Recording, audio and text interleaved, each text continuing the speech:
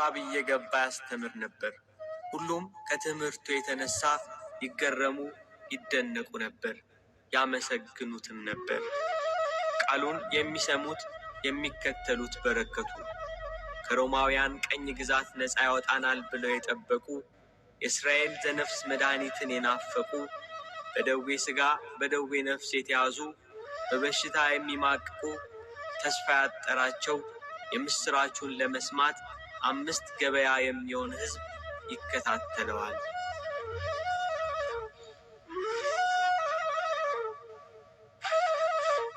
ጌታ በምድር በተመላለሰበት ጊዜ እጅግ ብዙ ድንቅ ተአምራት አድርጓል።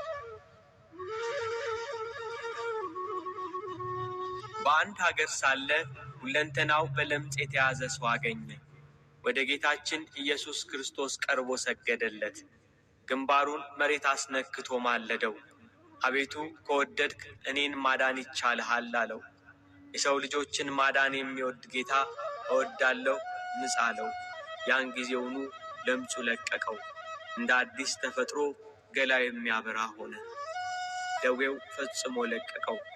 ለማንም እንዳትናገር ተጠንቀቅ፣ ሄደህ ራስህን ለካህን አሳይ፣ ስለ መዳንህ መባ አቅርብ ብሎ አዘዘው።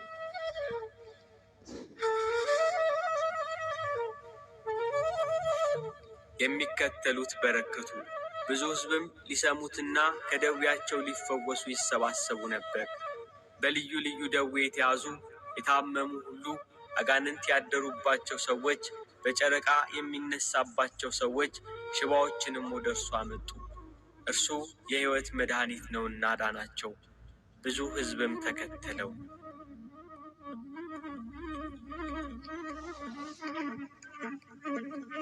በገሊላ ባህር ዳር በስተሰሜን ባለች ወደ ናሆም መንደር ወደ ቅፍርናሆም ገባ። ጌታችን ኢየሱስ ክርስቶስ እየተዘዋወረ ሲሰብክ መኖሪያው ቅፍርናሆም ነበር።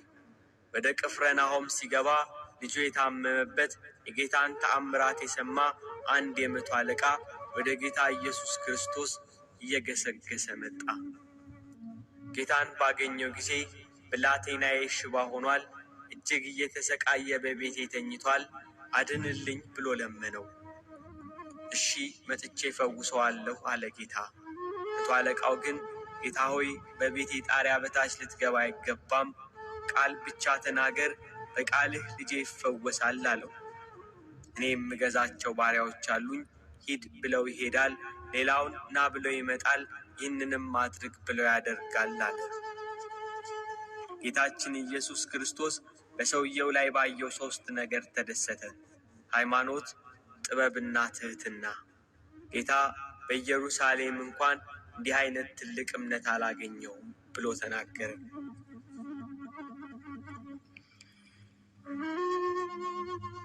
የሰውየው እምነት አስደስቶታልና ሂድ እንዳመንክ ይሁንልህ አለው።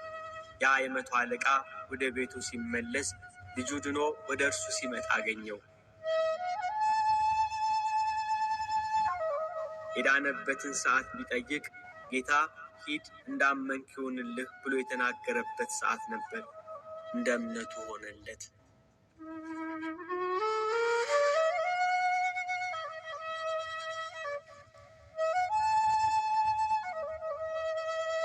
ጌታ ወደ ባህር ማዶ ተሻግሮ ጌርጌሴኖን በሚባለው በመቃብር ስፍራ ሊያልፍ ከታንኳይቱ ወጣ። በዚያ በመቃብር ስፍራ አጋንንት የሰለጠነበት እርኩስ መንፈስ የሚያሰቃየው የአካባቢው ሕዝብ የሚፈራው አንድ በሽተኛ ሰው ነበር። ሰንሰለቱን ይበጣጥሳል፣ የታሰረበትን እግረ ብረት ይሰባብራል። ያሸንፈው የሚችል ሰው አልነበረም። በዚያ ጨለማ መቃብር ሌሊትና ቀን ይጮሃል። ማንም ሰው ደፍሮ በአካባቢው አያልፍም ነበር። ድንጋይ ይዞ ሰዎችን እያባረረ ይገላል። ሰውነቱን በድንጋይ እያደማ ያቆስላል። ጌታችን ኢየሱስ ክርስቶስ በዚያ ሲያልፍ ከመቃብር ወጥቶ ተገናኘው። የተከተሉት ሐዋርያት ፈርተው በሩቅ ቆሙ። የአጋንንት ያደረበት ሰው ጌታችን ኢየሱስ ክርስቶስን ባየው ጊዜ ተንቀጠቀጠ፣ ሰገደለት። አጋንንቱ እየጮኸ የልዑል እግዚአብሔር ልጅ ሆይ ከአንተ ጋር ምን አለኝ? እንዳታሰቃየኝ እለምንሃለሁ እያለ ተማጸነው። ጌታችን ኢየሱስ ክርስቶስም ስምህ ማን ነው ብሎ ጠየቀው። የዚያ ሰው ላይ ያደሩ ብዙ አጋንንት ነበሩና ስሜ ሌጊዮን ነው አለ። ሌጊዮን ማለት ጭፍራ ማለት ነው። ጌታ ኢየሱስ ክርስቶስ እነዚያ ርኩስ መናፍስት ከዚህ ሰው እንዲወጡ አዘዛቸው። አጋንንቱ ግን ከሀገር ውጭ እንዳይሰዳቸው አጥብቀው ለመኑት። በተራራ ጥግ ብዙ የእሪያ መንጋ ተሰማርቶ ነበርና ወደ እሪያዎቹ እንግባ ብለው ተማጸኑት። ፈቀደላቸው። አጋንንቱ ከሰውየው ላይ እየወጡ ወደ እሪያዎቹ ገቡ።